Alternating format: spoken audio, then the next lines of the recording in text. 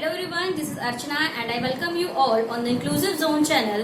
तो आज की वीडियो में हम बात करेंगे यूएनसीआरपीडी के बारे में, जो कि डील करता है आपका यूनिट 10 इंक्लूसिव एजुकेशन के साथ। तो चलिए स्टार्ट करते हैं। तो यूएनसीआरपीडी का फुल फॉर्म क्या है? United Nations conventions on the rights of person with disabilities. तो सिंपल, ये जो कन्वेंशन है ये किसके लिए बनाया गया? जो ट्रीटी है ये किसके लिए साइन की गई? पर्सन विद डिसेबिलिटीज के लिए। अब हमें ये पता होना चाहिए कि ये ट्रीटी क्यों लाई गई, है ना? क्या जरूरत पड़ी कि हमें ये ट्रीटी साइन करनी पड़ी? तो ये ट्रीटी क्या है? इस ट्रीटी में यही बताया गया है कि जो पर्सन विद डिसेबिलिटीज हैं उनके राइट्स को हमें प्रोटेक्ट करना है, उनकी डिग्निटी को मेंटेन करना है, उनकी इंक्लूजन के लिए बात करनी है, उनके बीच में हम डिस्क्रिमिनेशन ना करें, उनको भी हम एज जैसे नॉर्मल लोगों को रिस्पेक्ट देते हैं वैसे ही हमें डिसेबल्स को भी क्या करना है? हमें रिस्पेक्ट देनी है। तो जैसे कि लिखा हुआ है, it is an international treaty. ये एक इंटरनेशनल ट्रीटी है of the United Nations intended to protect the rights and dignity of PWDs. तो जो पर्सन विद डिसेबल्स है उनके राइट्स को हमें प्रोटेक्ट करना है, उनकी हमें डिग्निटी को प्रोटेक्ट करना है। देन है कि मेन फोकस क्या है, क्या मेन एम है इस ट्रीटी को लाने का? तो ये ट्रीटी क्यों लाई गई? तो it's aim is to ensure disabled people ensure same human rights as normal people have. तो जो नॉर्मल पीपल के लिए ह्यूमन राइट्स हैं, जो फ्रीडम नॉर्मल पीपल को दी गई है, जो ऑटोनॉमी नॉर्मल पीपल को दी गई है, वही सेम फ्रीडम सेम ऑटोनॉमी हमें पर्सन विद डिसेबल्स को भी देनी है। हमें उनके बीच में डिस्क्रिमिनेशन नहीं करना है। तो ये आपका मेन फोकस पॉइंट है यूएनसीआरपीडी का। अब हमें ये पता होना चाहिए कि यूएनसीआरपीडी की फॉर्मेशन कब हुई, कब इस ट्रीटी में सिग्नेचर्स किए गए, कब ये इम्प्लीमेंट किया गया। तो चलिए जानते हैं कि ये ट्रीटी कब आई, यूनाइटेड नेशंस ने इस ट्रीटी को कब अडॉप्ट किया। तो जैसे कि आपको बोर्ड पे दिख रहा होगा कि adopted by United nation general assembly on. तो ये जो ट्रीटी है ये यूनाइटेड नेशंस के द्वारा कब अडॉप्ट की गई? 13 दिसंबर 2006 को। ये डेट बहुत इंपॉर्टेंट है, आप याद रखिएगा। 13 दिसंबर 2006 को यूनाइटेड नेशंस के द्वारा इस ट्रीटी को अडॉप्ट किया गया।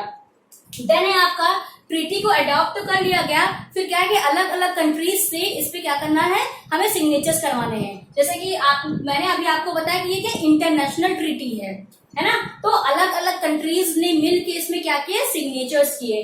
तो ये सिग्नेचर कब किए गए? 30 मार्च 2007 को इस ट्रीटी में सिग्नेचर्स किए गए।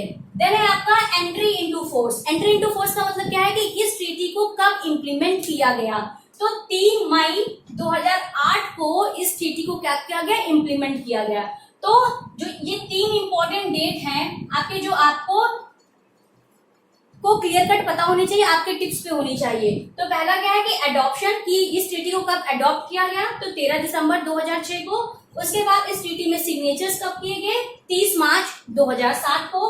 देन ये जो ट्रीटी है इसको इम्प्लीमेंट कब किया गया? 3 मई 2008 को। इसके अलावा 2-3 डेट्स और लिखी हुई, ये भी मैं आपको बता देती हूँ।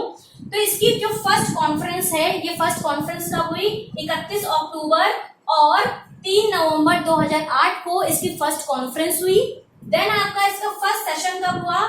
23 से 27 फरवरी 2008 को इसका पहला सेशन कराया गया। तो ये आपका यूनाइटेड नेशंस के द्वारा जो यूएनसीआरपीडी में जो अडॉप्ट किया गया, उसके बाद सिग्नेचर किया गया, फिर इसको फोर्स में क्या लाया गया। तो ये कुछ इंपॉर्टेंट पॉइंट्स दे थे। उसके बाद हमने ये पढ़ा कि यूएनसीआरपीडी का मेन फोकस पॉइंट क्या है, इसको क्यों लाया गया। देन हम बात करते हैं कि यूएनसीआरपीडी का प्रियम्बल क्या है। तो देखते हैं यूएनसीआरपीडी के प्रियम्बल में क्या लिखा हुआ है। तो पहला है टू प्रोटेक्ट। ये जो कीवर्ड्स हैं जो मैं मार्क करती हूँ, ये कीवर्ड्स भी आपके लिए बहुत इंपॉर्टेंट है, ये आपको क्वेश्चंस करने में हेल्प करेंगे। To protect, to promote and ensure the full and equal enjoyment of all human rights and fundamental freedom by PWD and to promote respect for the inherent dignity. जो already मैंने आपको starting में ही बताया था कि यूएनसीआरपीडी का main focus points क्या है। तो जो मेन फोकस पॉइंट्स हैं वही उनके प्रियम्बल में ही बताया गया है। तो प्रियम्बल क्या कहता है कि हमें जो पीडब्ल्यूडी है, पर्सन विद डिसेबल्स है, उनके राइट्स को हमें क्या करना है? प्रोटेक्ट करना है, उनको प्रमोट करना है, उनको उनको इक्वल अपॉर्चुनिटीज हमें देनी है, इक्वल एंजॉयमेंट की बात की गई है, उनके जो ह्यूमन राइट्स है, जो नॉर्मल पर्सन के लिए जो ह्यूमन राइट है और जो डिसेबल्स के लिए ह्यूमन राइट्स है, उनमें कोई भी डिस्क्रिमिनेशन नहीं होना चाहिए। उनको क्या देना चाहिए, हमें फंडामेंटल फ्रीडम देनी चाहिए। उनकी जो डिग्निटी है, उनकी डिग्निटी को हमें प्रमोट करना चाहिए। उनके इंक्लूजन की बात करनी चाहिए, वो नॉर्मल पीपल के साथ साथ वो भी अपनी सोसाइटी में इक्वल इनपुट दे पाए, सोसाइटी के अपलिफ्टमेंट में इक्वल इनपुट दे पाए। तो उस इंक्लूजन की भी बात यूएनसीआरपीडी में कही गई है। तो ये इसका प्रियम्बल है। इसके प्रियम्बल में जो भी आपके जो की टर्म्स हैं, आप ये की टर्म्स जरूर याद रखिएगा, ये आपके एग्जाम में काफी मदद करेंगे। तो ये कुछ आर्टिकल्स हैं जो आपके यूएनसीआरपीडी में दिए हुए हैं, जो कि रिलेटेड है हमारे पर्सन विद डिसेबिलिटीज पे। तो चलिए डिस्कस करते हैं इन आर्टिकल्स को। और ये आर्टिकल आपके एग्जाम पॉइंट ऑफ व्यू से बहुत इंपॉर्टेंट है, यहाँ से ऑलरेडी क्वेश्चंस पूछे जा चुके हैं। तो पहला आर्टिकल है, इसमें इस कन्वेंशन में टोटल 50 आर्टिकल्स हैं। उन 50 आर्टिकल्स में जो कुछ इंपॉर्टेंट आर्टिकल्स हैं, उन आर्टिकल्स को मैं डिस्कस करूंगी यहाँ। तो सबसे पहला है आर्टिकल 5, जो कि रिलेटेड है आपका इक्वालिटी एंड नॉन डिस्क्रिमिनेशन से। देन है आपका आर्टिकल 6, जो कि रिलेटेड है वुमेन विद डिसेबिलिटी से। देन है आपका article 7, which is related to children with disability. Then है आपका article 10, which is related to right to life. And article number 24, most important, which is related to education. Article 27 is work and employment. And article 30 is participation in cultural life and recreation and sports. तो ये articles आपको याद होने चाहिए।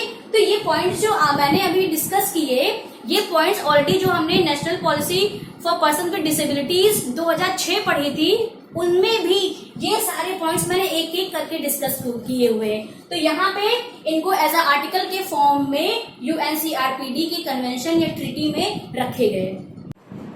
तो हमने यूएनसीआरपीडी के preamble की बात की, उसके फॉर्मेशन की बात की, जो मोस्ट इम्पोर्टेंट आर्टिकल्स थे उनकी बात की। अब हम बात करते हैं कि यूएनसीआरपीडी के कुछ प्रिंसिपल्स हैं। तो इन प्रिंसिपल्स को एक एक करके डिस्कस करेंगे। तो पहला प्रिंसिपल है आपका नॉन डिस्क्रिमिनेशन। तो नॉन डिस्क्रिमिनेशन का मतलब क्या है कि हमें किसी के भी बीच में भेदभाव नहीं करना है। देन है आपका full and effective participation and inclusion in society. हमें पर्सन विद डिसेबल्स को इक्वल और इफेक्टिव पार्टिसिपेशन करवाना है सोसाइटी में, ताकि वो अपना इनपुट भी सोसाइटी में दे सके। उनको इक्वल अपॉर्चुनिटीज हमें प्रोवाइड करवानी है। देन है आपका इक्वालिटी ऑफ अपॉर्चुनिटी, जो कि मैंने पहले ही डिस्कस कर दिया कि पर्सन विद डिसेबल्स को भी हमें इक्वल अपॉर्चुनिटीज प्रोवाइड करनी है, ताकि वो भी सोसाइटी के अपलिफ्टमेंट में अपना इनपुट दे सके। देन है आपका equality between main and women.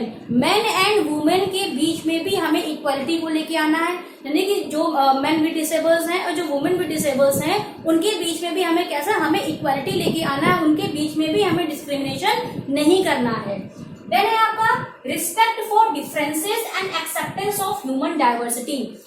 यहाँ पे ये मतलब है कि जैसे कि ह्यूमन में बहुत सारी डाइवर्सिटी है ना, हर एक इंडिविजुअल डिफरेंसेस होते हैं, हर एक ह्यूमन अपने आप में अलग है। वैसे ही जो डिसेबल्स होते हैं, हर एक डिसेबल अपने आप में अलग है। उनकी अपनी कैपेसिटीज हैं, एबिलिटीज हैं कि वो किस फील्ड में बेहतर कर सकते हैं।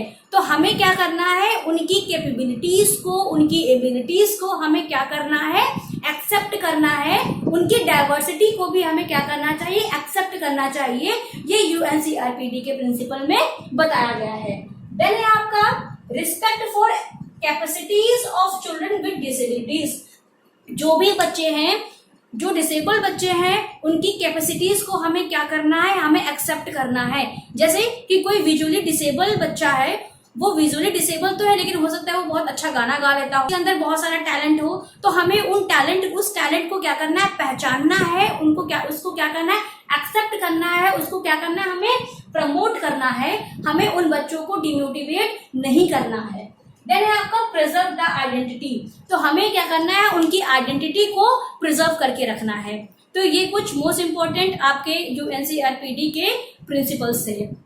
तो आज की वीडियो में हमने पढ़ा यूनाइटेड नेशंस में यूएनसीआरपीडी का अडॉप्शन कब हुआ, कब सिग्नेचर्स किए गए, उसका प्रियम्बल क्या है, उसके प्रिंसिपल्स क्या हैं और क्या आर्टिकल्स हैं। तो आई होप आपको इजीली समझ में आ गया होगा कि यूएनसीआरपीडी में क्या क्या बताया गया है और जो चीजें आपके लिए इम्पोर्टेंट थी, आपके एग्जाम पॉइंट ऑफ व्यू से इम्पोर्टेंट थी, वो सारी चीजें मैंने कवर करने की कोशिश की। तो अब हम बढ़ते हैं कि यूएनसीआरपीडी से रिलेटेड आपके एग्जाम में किस तरीके से क्वेश्चंस पूछे गए हैं और किस तरीके से क्वेश्चंस पूछे जा सकते हैं। तो करते हैं कुछ क्वेश्चन। तो जैसे ये क्वेश्चन आपको बोर्ड पे दिख रहा होगा जो कि यूएनसीआरपीडी से रिलेटेड है और ये क्वेश्चन आपका दिसंबर 2019 के नेट के पेपर में पूछा जा चुका है।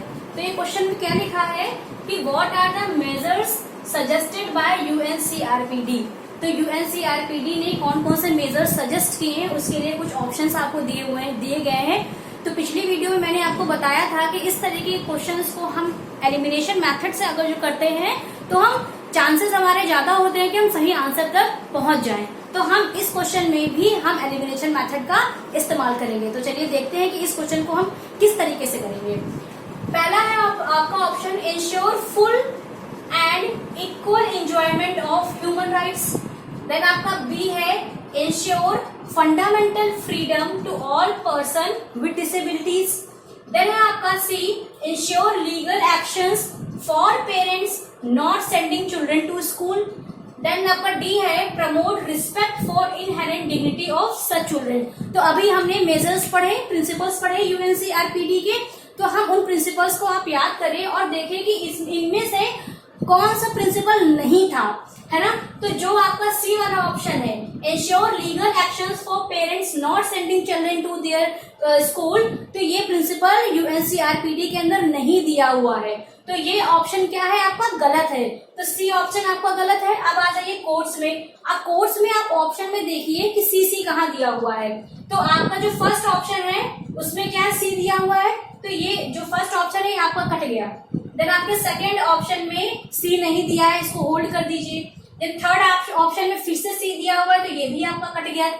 देन फोर्थ में भी क्या है सी दिया हुआ है, तो वो भी आपको कट गया। तो आप देखिए आपने एक गलत को पकड़ लिया और आपने कोर्स में से जहां जहां भी सी था उस ऑप्शन को क्या कर दिया, हटा दिया। तो ऑटोमेटिकली आपके पास जो ऑप्शन नंबर 2 है ये क्या हो गया, आपका सही आंसर हो गया। तो इसमें क्या क्या सही था, जो पहला पॉइंट है हमारा ये बिल्कुल सही है, जो दूसरा पॉइंट है ये भी सही है और जो चौथा पॉइंट है ये भी सही है। तो इसके अकॉर्डिंग आपका answer number 2 is the correct answer. आप जैसे बोर्ड पे आपको क्वेश्चन नंबर 2 दिख रहा होगा, तो क्वेश्चन नंबर 2 की तरफ बढ़ते हैं। तो क्वेश्चन नंबर 2 क्या कह रहा है, in UNCRPD the rights of person with disability report the right to education has been discuss in which article. तो अब ये आर्टिकल से क्वेश्चन आ गया। ये क्वेश्चन भी आपको दिसंबर 2019 में पूछा गया है। तो ये डायरेक्ट क्वेश्चन है, आर्टिकल्स मैंने अभी आपको बताया, तो वो आर्टिकल्स आपको पता होने चाहिए। तो ये क्वेश्चन डायरेक्ट आर्टिकल से था। तो राइट टू एजुकेशन आर्टिकल हमारा किससे रिलेटेड है, आर्टिकल नंबर 24 से। तो इसका सही आंसर क्या हो गया, आर्टिकल नंबर 24। तो इस तरीके के कुछ क्वेश्चंस हैं जो यूएनसीआरपीडी से रिलेटेड पूछे जाते हैं और भी अलग अलग तरीके से क्वेश्चंस पूछे जा सकते हैं। तो इसी के साथ आपका यूनिट 10 का पार्ट ए फिनिश हो गया है। तो नेक्स्ट वीडियोस में हम यूनिट 10 का पार्ट बी डिस्कस करेंगे। तो अगर जो आपको ये वीडियो अच्छी लगी हो तो प्लीज लाइक करें, शेयर करें एंड सब्सक्राइब करें।